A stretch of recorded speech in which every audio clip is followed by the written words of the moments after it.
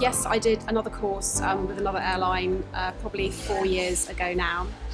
I think whilst they did their best for me, it really didn't help, and I ended up being one of the ones who got on the aircraft, and then I got off just before the aircraft left, which really didn't do anything for my confidence levels. No. And how long ago was that? 4 years? 4 years, yes. Yes. And how did you find this course was different to the others?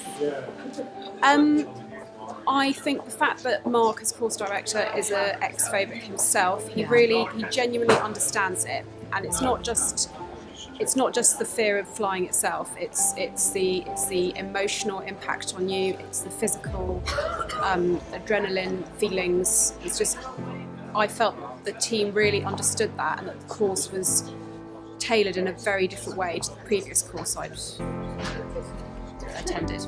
How were you when you came to the airport today? Honestly, I felt quite calm, but I kept thinking that the panic was going to explode and come out like an alien at some point. A lot of people are frightened of this. Yeah, and it didn't. Although I think the fact we had that panic attack exercise just before we entered the aircraft, that was excellent. Just allow it, let the beast come out. Yes. Yeah. And what would you say to other phobics who are watching this video? I would say definitely pick this course. For me, I hadn't flown for 4 years. I had developed such an entrenched, ingrained phobia. We couldn't go on holiday in the way we wanted to. I now know the south of France by train in detail. It's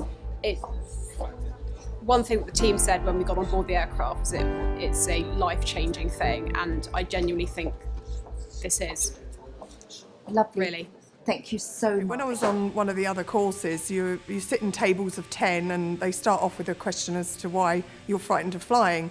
And other people were coming up with engines, turbulence, fear of closed spaces, etc. And my fear was dying, and the manner in which I would die and how long that would take. And I was asked to leave the course because I was upsetting the other people on the table. So having left the course, I was then asked to come up with another reason why I was frightened, and I picked turbulence, and I went back in and sat at a different table. So it didn't start off well in the first place. That was the beginning of the day. But I was already lying before I'd even started the course. They weren't actually dealing with what my fear was. So I never dealt with it, which is why I've done 2 previous courses and subsequently never got on a plane. Absolutely no idea. They were really old planes. I don't know what kind of planes they were.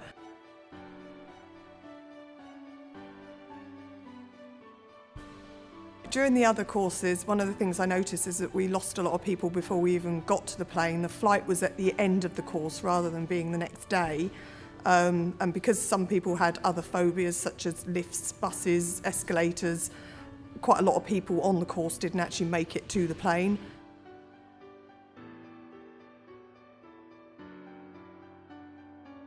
As a comparison, I would definitely recommend this one. I mean, A, it's half the price. B, if I'd have done this one first, I wouldn't have ended up having to pay for 2 subsequent courses. So I've already spent £1,000 on courses that didn't work, and I spent £189 on this one that did.